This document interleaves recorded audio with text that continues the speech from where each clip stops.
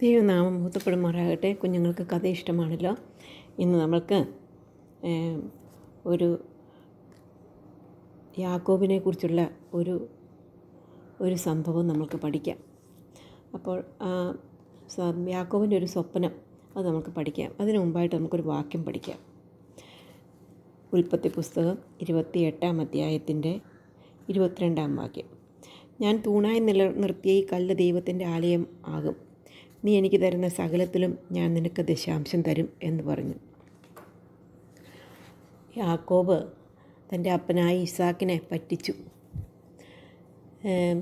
ചതിയിൽ കൂടെ അനുഗ്രഹമൊക്കെ മേടിച്ചു. മാത്രമല്ല, ഏശാവിൻ്റെ കയ്യിൽ നിന്നും ചതിയിൽ കൂടെ ജ്യേഷ്ഠാവകാശവും മേടിച്ചു. അപ്പോൾ ഏശാവിന് അനിയനായ യാക്കോബിനോട് ദേഷ്യമുണ്ടായി.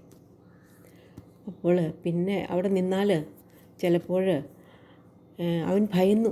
നമ്മൾ തെറ്റായിട്ടുള്ളൊരു കാര്യം ചെയ്യുമ്പോൾ നമുക്ക് ഉള്ളിൽ ഭയം ഉണ്ടാകും. അമ്മയ്ക്കും ഭയമുണ്ടായി. കാരണം അമ്മയും ചതിച്ചാണ് മേടിച്ചത്, കൂട്ടുനിന്നതാണ്.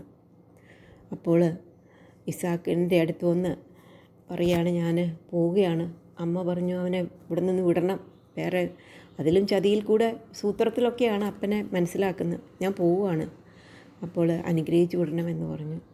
അങ്ങനെ യാക്കോബ് ഇസാക്കിൻ്റെ അനുഗ്രഹത്തോടു കൂടെ തൻ്റെ അമ്മയുടെ നാട്ടിലേക്ക് പോവുകയാണ്. എന്നാൽ പോകുന്ന വഴിക്ക് വെച്ച് അവന് ഹാരാനിൽ പോയപ്പോൾ അവിടെ കിടന്നുറങ്ങി. ഒരു കല്ലെടുത്ത് തലോണിയാക്കി വെച്ചു കിടന്നുറങ്ങി. ഒന്ന് ഓർത്ത് നോക്കിക്കേ, അപ്പൻ്റെ വീട്ടിൽ അമ്മയുടെ സംരക്ഷണയിൽ സുഖമായിട്ട് ജീവിച്ച യാക്കോബിന് അവൻ്റെ ജീവിതത്തിലൊരു തെറ്റുകാരനാണ്. അവൻ്റെ അനുഗ്രഹം ദൈവം കൊടുത്തിട്ടുണ്ടെങ്കിൽ അവന് അനുഗ്രഹം കിട്ടുമായിരുന്നു.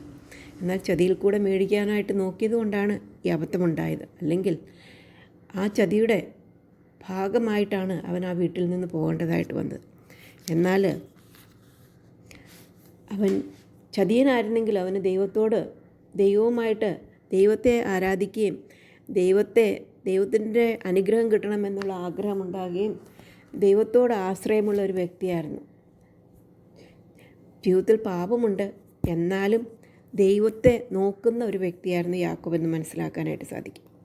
ദൈവം അവനെ കൈവിട്ടില്ല. അവൻ തെറ്റ് ചെയ്തുകൊണ്ടും പാപവും ചെയ്തുകൊണ്ടും അവനെ ദൈവം കൈവിട്ടില്ല. അപ്പോൾ അവൻ കിടന്നുറങ്ങിയപ്പോൾ അവനൊരു സ്വപ്നം കാണുകയാണ്.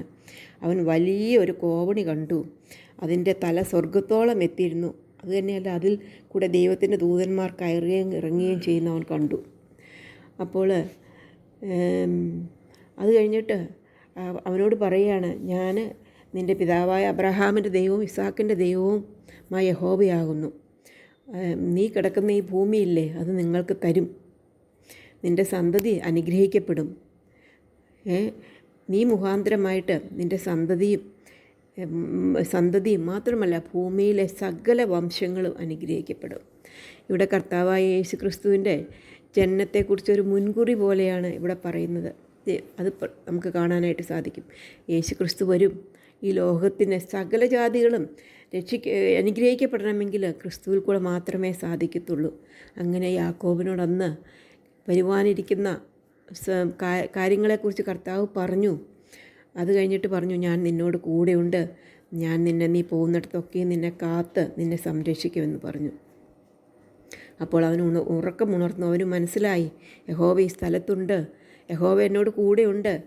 ഈ സ്ഥലം ഭയങ്കരമാണല്ലോ, ദൈവമുള്ള സ്ഥലം. അപ്പോൾ ഇത് ദൈവത്തിൻ്റെ ആലയമല്ലാതെ മറ്റൊന്നല്ല എന്ന് മനസ്സിലാക്കിയിട്ട് അവൻ ഇത് സ്വർഗത്തിൻ്റെ വാതിൽ തന്നെ എന്നൊക്കെ യാക്കോബ് പറഞ്ഞിട്ട് അവൻ അവിടെ ദൈവത്തെ ആരാധിക്കുന്ന സംഭവം കാണാം. ആ കല്ലെടുത്തിട്ട് അതിന്മേൽ എണ്ണ ഒഴിച്ച് അവൻ ആ സ്ഥലത്തിന് ബേതേൽ എന്ന് പേർ വിളിച്ചു. അങ്ങനെ അവൻ ദൈവത്തെ ആരാധിച്ചു. അവനൊരു നേർച്ചയും നേർന്നു.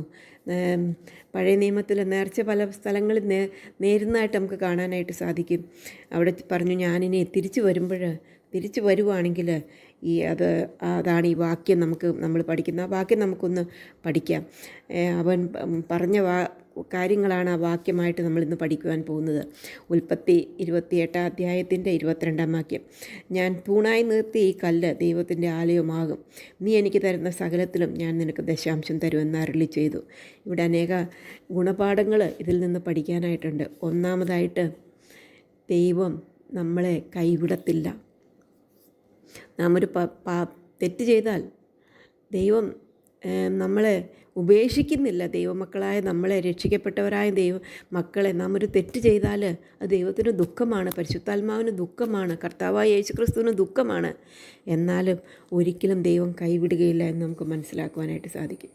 രണ്ടാമതായിട്ട് യാക്കോബ് അത്രയും വർഷങ്ങൾക്ക് മുമ്പായിട്ട് കർത്താവായ യേശു ക്രിസ്തുവിൻ്റെ കുറിച്ചുള്ള പ്രവചനം നമുക്കിവിടെ കാണുവാനായിട്ട് സാധിക്കും.